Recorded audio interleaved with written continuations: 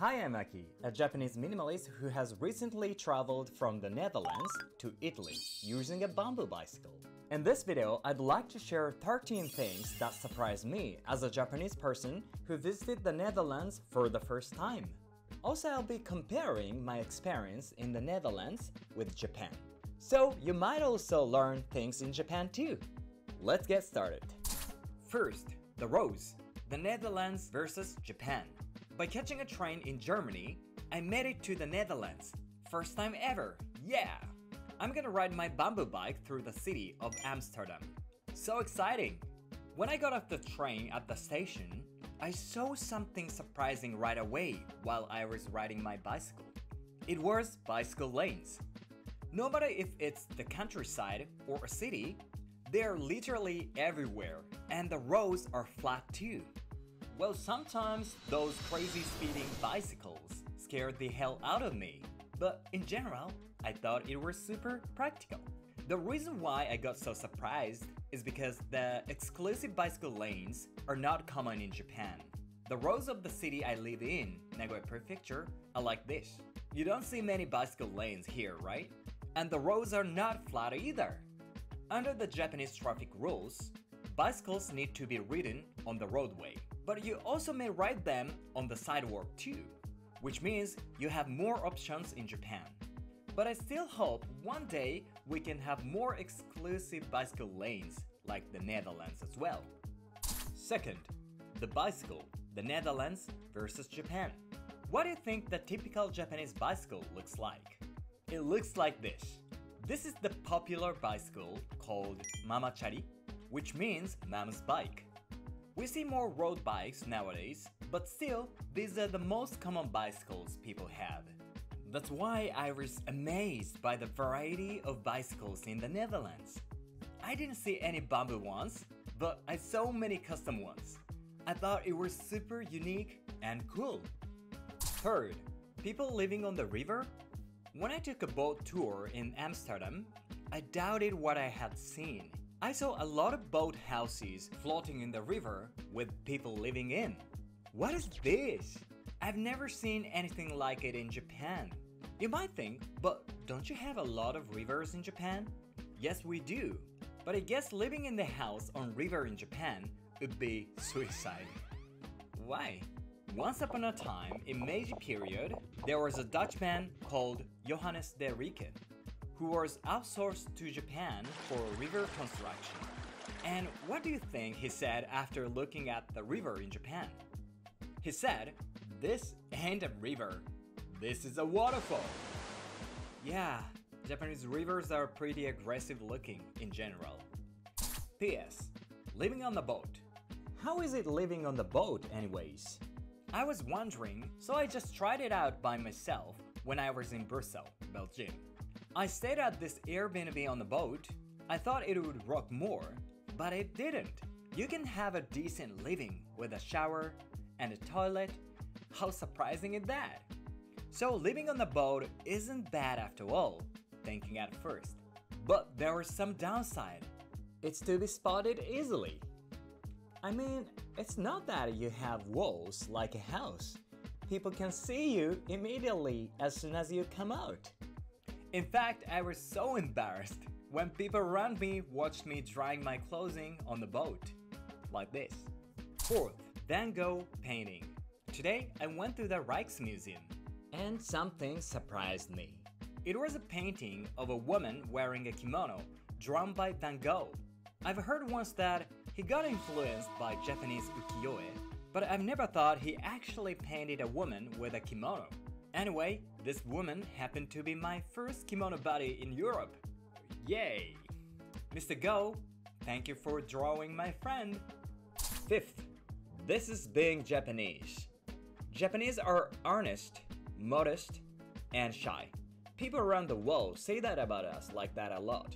But if I were to add one more characteristic, it would be this. Japanese lack the idea of crime prevention. As you may know, one of my bags was stolen at the guest house in Amsterdam.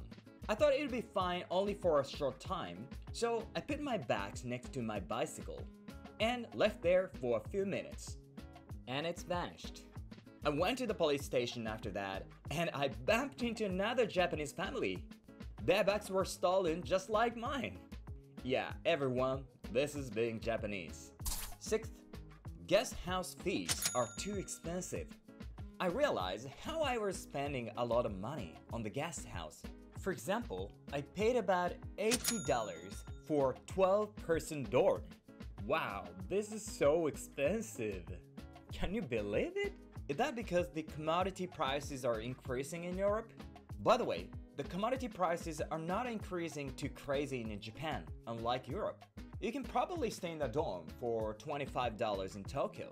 Actually, the Japanese yen is getting weaker, so now is the perfect time to visit Japan. 7th, legal Mariana. I heard Mariana is legal in the Netherlands. It seems you can even find some Mariana cookies in cafes.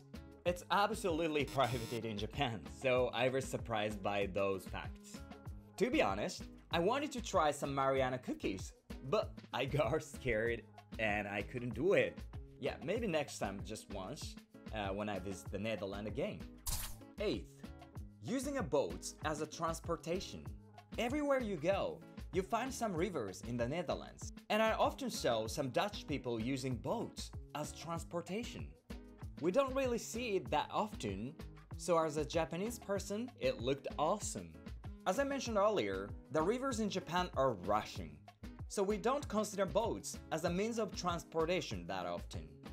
But of course, you can still enjoy some tourist boat tours in Tokyo around the Sumida River. Also, I heard that there is one boat in Fukuoka Prefecture with a boatman acting like a ninja. So please check it out if you ever visit Japan.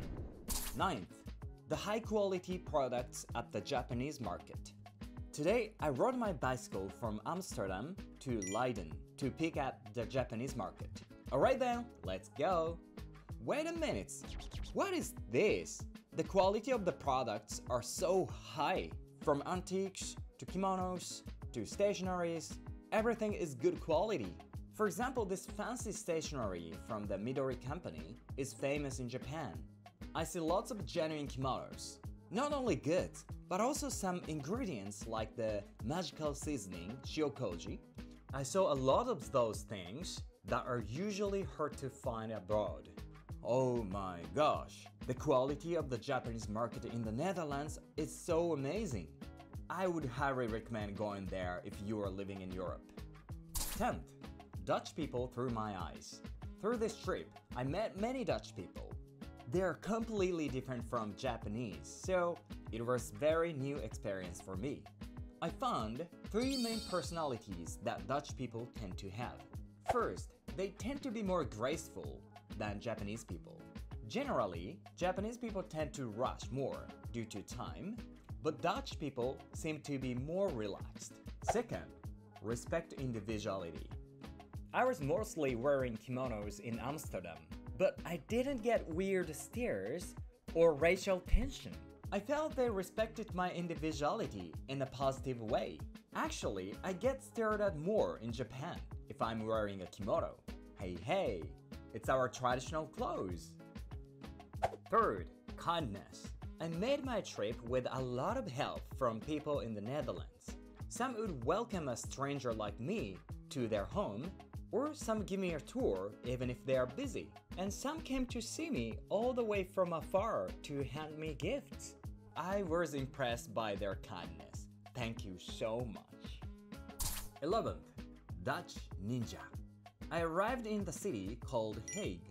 After sightseeing for a while, we decided to eat some traditional Dutch cuisine called herring. We bought some herring at the store and were about to eat them.